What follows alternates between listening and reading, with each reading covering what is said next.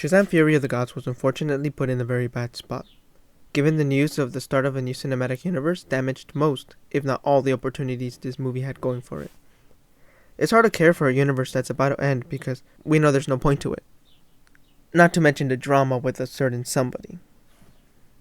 Though this movie manages to hit every beat, the movie still suffers from being a generic superhero movie that doesn't do a good job establishing key details needed for the story. For the most part, the plot was predictable. The jokes were a hit or a miss, and worst of all, there was information left out that we, the audience, were left putting the pieces together, instead of giving us a cohesive structure, where the information we do get was told to us instead of being shown to us. We begin the movie in a museum, where two unidentified individuals obtain the broken staff from the first movie. They are revealed to be the daughters of Atlas, Hespera, Helen Mirren, and Calypso, Lucy Liu. They regain their powers upon touching the staff and unleash their fury on innocent museum goers. We cut to Billy Batson, Asher Angel, who struggles from imposter syndrome. He is unsure how to handle his new profound powers, and with his added struggle of keeping his family together, has made him become clingy and a nuance. As the antagonists recover their strength, it seems that the strengths of the protagonists are failing. Although they have outstanding superpowers, they seem unfit to wield them, being dubbed the Philly Fiascos. After being warned about the incoming threat, the heroes do research. In this long scene, we are told things rather than being shown them. And to make matters worse, Eugene, Ross Butler, shows them the media broadcast about the two sisters from the opening image. They now understand what the antagonists want, yet don't use any of that to their advantage, nor do they use that into their arcs, nor does it come into play with the theme/goal in the end. So essentially, all what we saw was pointless. This brings me to this. I don't even know what the theme was. Was it Some Things Don't Last Forever, which was told to the protagonist by Mary? Was it about overcoming imposter syndrome and what it takes to be a true god? Was it about the importance of being a family? Was it about doing what needs to be done for the people you love?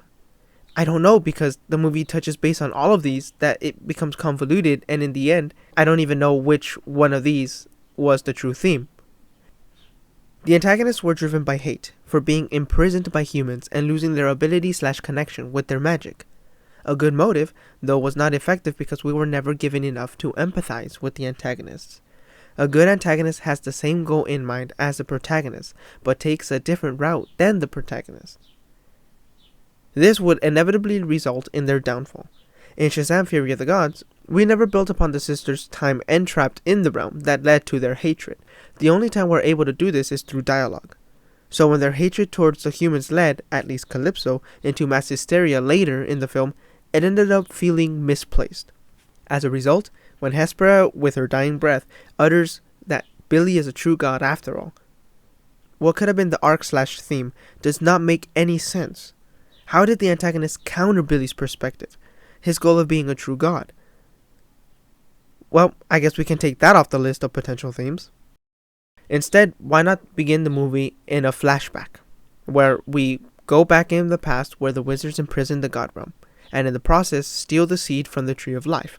We see the realm deteriorate because of it. Not only would we begin to question the wizards' motive, because we were never told why they sealed them off to begin with, and were never brought into question later on. We would also understand where the antagonists are coming from and why they are so angry to begin with. Not to mention, we would see how the heroes ended up in possession of the seed. That way, learning about the staff being recovered should be the catalyst. You mean to tell me that Eugene saw the news and didn't put two and two together? I mean, it might be cliche and generic, but then again, this movie has enough of that. Freddy, Jack Dylan Grazer, ends up bumping into a new girl, who immediately hits off with. She ends up betraying Freddy, to no surprise, as she is the third sister of Atlas, Anthea, Rachel Ziegler.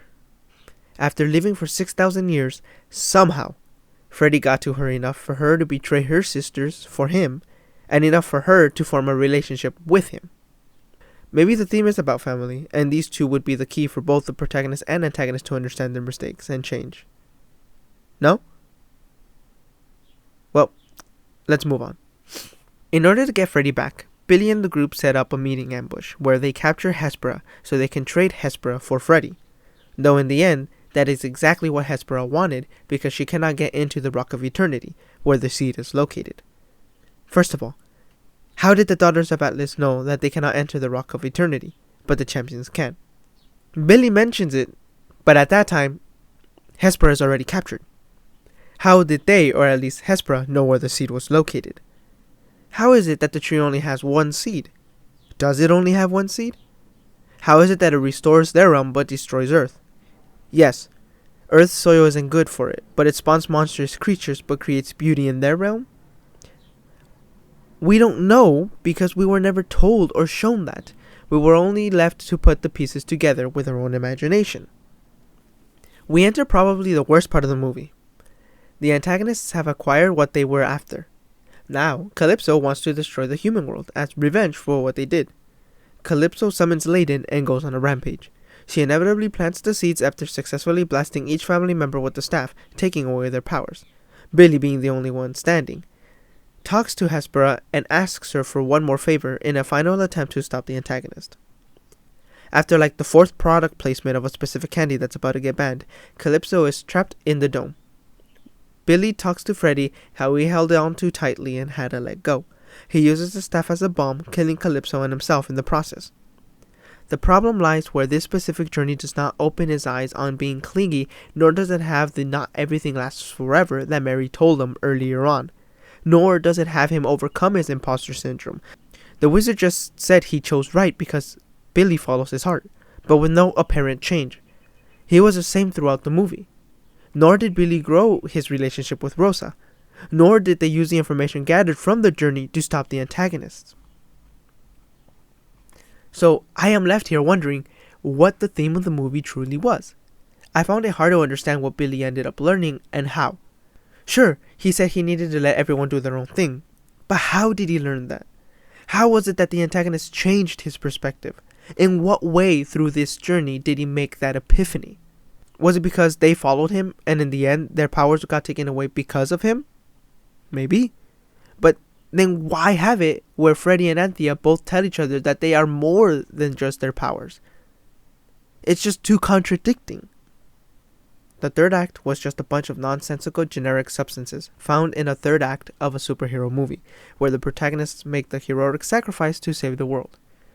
Billy's sacrifice was supposed to hit hard, but because it was short-lived as he got revived soon after, it diminished the very reason he did what he did. There's no consequence if you can just undo all the negative things but keep the positive ones.